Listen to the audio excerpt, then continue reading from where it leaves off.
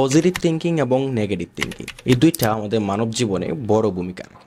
এখন আপনি কীভাবে বুঝবেন যে আপনার চিন্তা নেগেটিভ না পজিটিভ? গ্লাসটি প্রথম দেখাতে যদি আপনার মনে হয় যে এই গ্লাসটি অর্ধেক খালি, তাহলে আপনার চিন্তা নেতিবাচক বা নেগেটিভ থিঙ্কিং। এখন এই গ্লাসটি প্রথম দেখার পরে যদি আপনার মনে হয় এই গ্লাসটি অর্ধেক ভরা, তাহলে আপনার চিন্তা ইতিবাচক বা পজিটিভ thinking.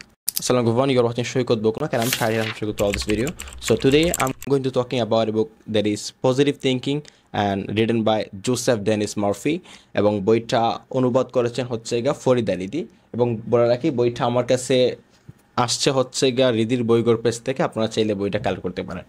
ভিডিওটা শুরু করা যাক দুইটা গল্প বলার মাধ্যমে। প্রথম একটা গল্প, একটা গ্রামে একটা দৈত্য এসে বাচ্চাদেরকে খুবই ডিস্টার্ব দিত। মানে এই গ্রামের বাচ্চারা সন্ধ্যার পরে কোনভাবে তারা বের হইতে পারতো না তারা, এবং দিনের বেলাও তারা খুবই অস্বস্তিতে থাকতো শুধু এই বড় এই বিশালী দৈত্যের বইয়ে।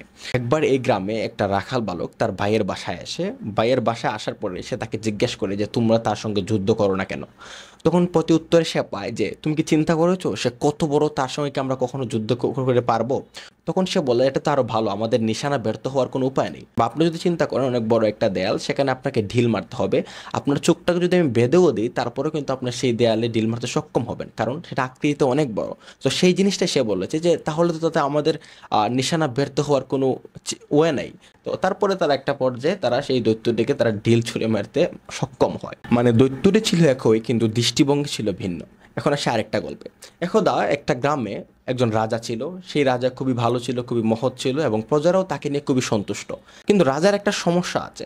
রাজার সমস্যা হচ্ছে যে রাজার দুইটি চোখের মধ্যে একটা চোখ নেই এবং দুইটি পায়ের মধ্যে একটা পা নেই। তো তারপরেও তিনি খুবই দক্ষভাবে তিনি রাজ্য পরিচালনা করতে সক্ষম। একবার রাজা তিনি কি করেন যে রাজ্যের মিউজিয়ামে তিনি ঘুরতে যান। ঘুরতে যাওয়ার পরে তিনি লক্ষ্য করেন যে অনেকগুলো ছবি রয়েছে, মানে হচ্ছে সেই রাজার পূর্বপুরুষদের ছবি যারা কিনা একটা পর্যায়ে সেই রাজ্যটাকে শাসন করত। তখন তো ওনার মনে একটা চিন্তা আসলো যে আমার ছবি একটা রাখা দরকার, কারণ আমাদের উত্তরাধিকারী আসবে, তারাও আমাকে মনে রাখতে হবে। তো কিন্তু রাজার তো একটা সমস্যা, যেটা আমি আগে বলেছিলাম, তিনি হচ্ছে বিকলাঙ্গ বা ওনার একটা চোখ নেই এবং একটা পা নেই। তখন তিনি রাজ্যতে ঘোষণা করলেন যে সব বড় বড় যারা আর্টিস্ট আছে সবাইকে আনো, একটা পর্যায়ে আমি একটা কাজ তাদেরকে আমি দিব। তো সবাই যখন আসলো, সবাই আসার পরে রাজা তাদেরকে বললেন আমি চাই যে আমার এই ছবিটা সেই মিউজিয়ামের একটা দেয়ালে আমার পূর্বপুরুষদের মতো টাঙিয়ে রাখতে। আমার এই পোর্ট্রেটটা যে সুন্দরভাবে আঁকতে পারবে তাকে আমি অনেক স্বর্ণ মুদ্রা আমি তাকে দিব।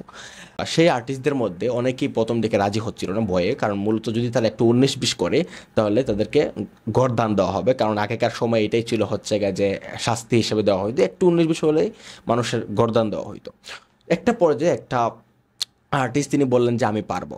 তো কিছুদিন যাওয়ার পরে দেখা যায় কি সেই আর্টিস্ট আসলেই খুবই চমৎকারভাবে তিনি আসলে একটা মানে স্কেচ তৈরি করেছেন, যেখানে রাজার তো একটা চোখ নেই এবং একটা পা নেই, এখানে কোনো কিছু দেখা যাচ্ছে না, বরং চমৎকার হয়ে গেছে। এবং রাজা খুশি হয়ে তাকে অনেক স্বর্ণ মুদ্রা দিয়েছেন এবং রাজ্যের একটা বড় কাজে ওনাকে লাগিয়ে দেওয়া হয়েছিল। এখন একটু চিন্তা করুন আসলে পেন্টিংটা বা স্কেচটা বা পোর্ট্রেটটা কীরকম ছিল।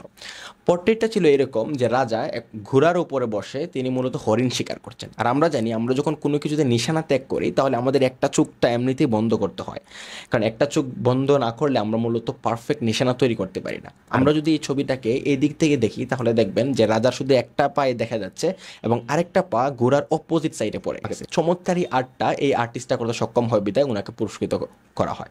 মানে আমি যদি দুটো গল্পের ওভারঅল বলি যে আমাদের মনোভাব ঠিক করে দেয় যে আমরা জিনিসটাকে আসলে কীভাবে দেখব, বা আমাদের চিন্তাই আমাদের ঠিক করে দেয় আমরা আসলে জিনিসটাকে কীভাবে দেখবো। আমি আবারও বলি বইটা আমাকে পাঠিয়েছে মূলত রিদির বইগুলোর পেজ থেকে, আর আপনারা চাইলে এই বই সহ আরও অনেক ইন্টারেস্টিং বইগুলো আপনারা সংগ্রহ করতে পারেন। সো আজকের এই ভিডিওটা এই পর্যন্তই, দেখা হবে নেক্সট আরেকটা ভিডিওতে।